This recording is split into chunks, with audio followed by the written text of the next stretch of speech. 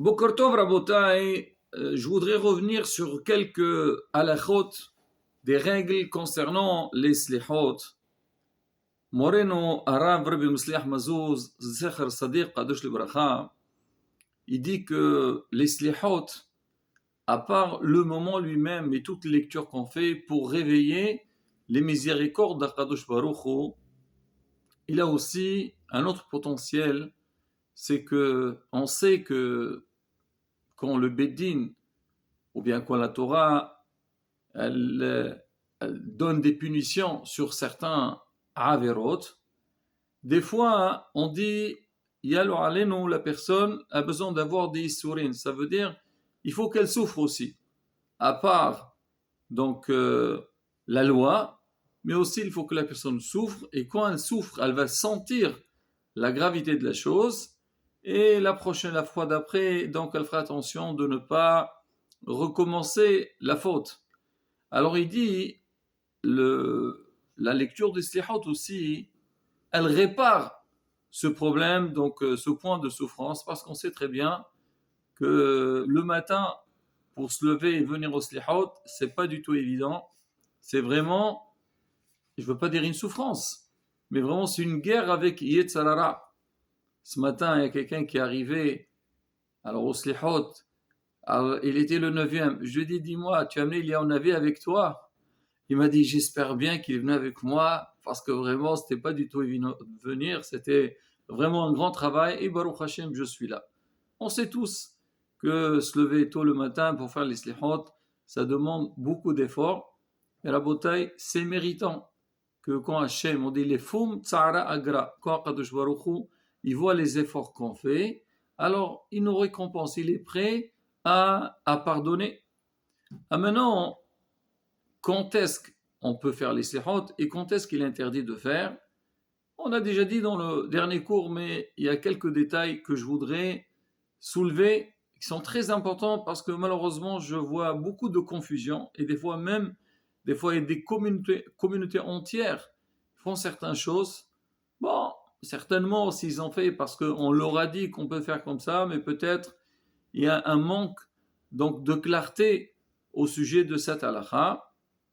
On a dit que le meilleur moment pour les slihot, c'est Ashmurat HaBoker.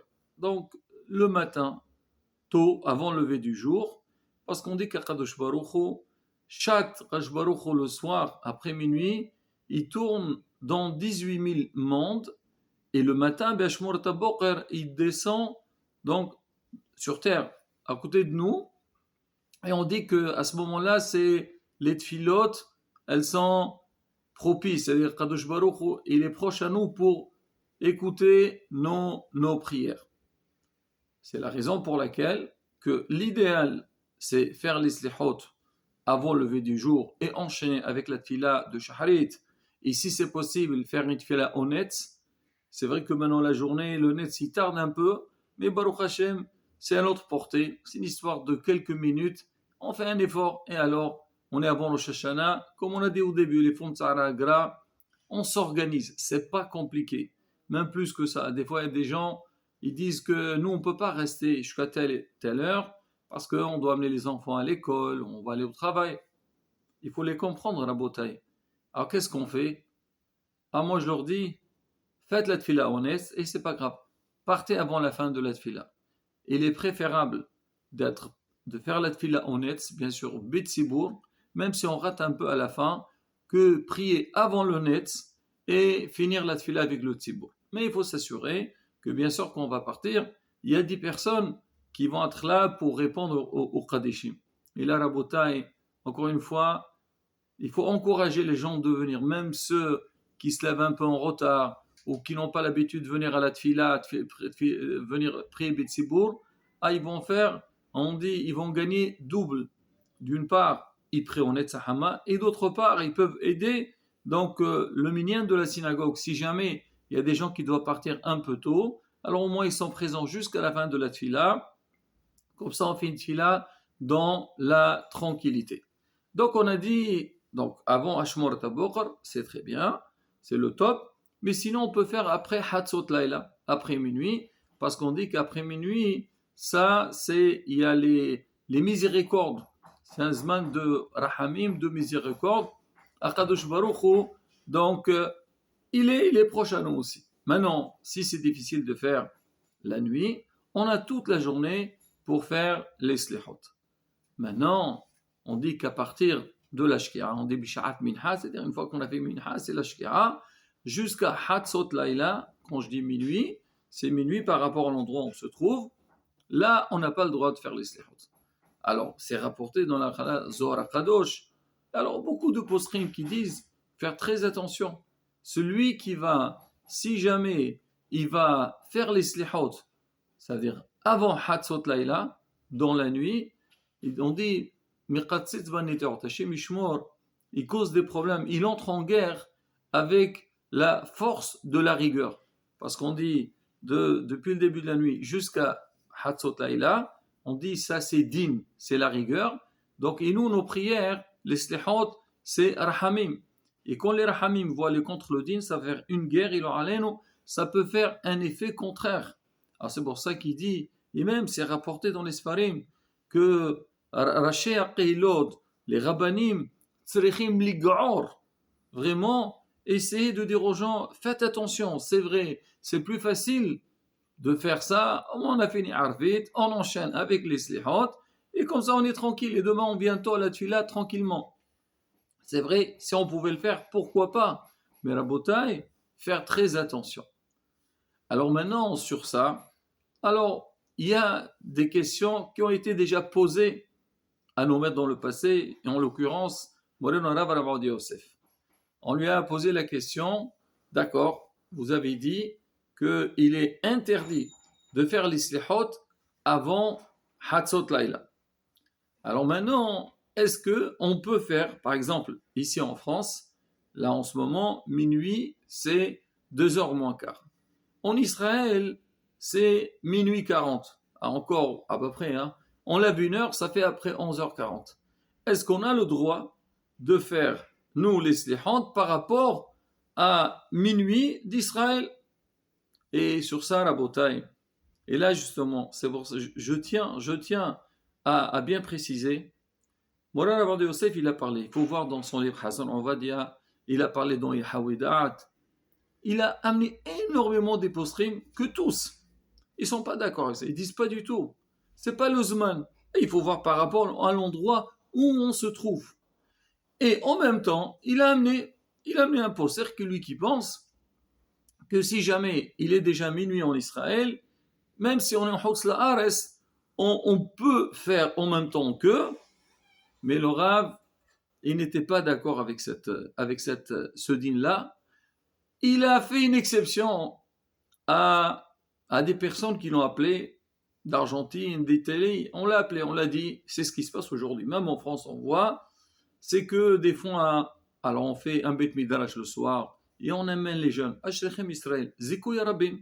C'est vrai, aujourd'hui, les jeunes se recherchent aujourd'hui.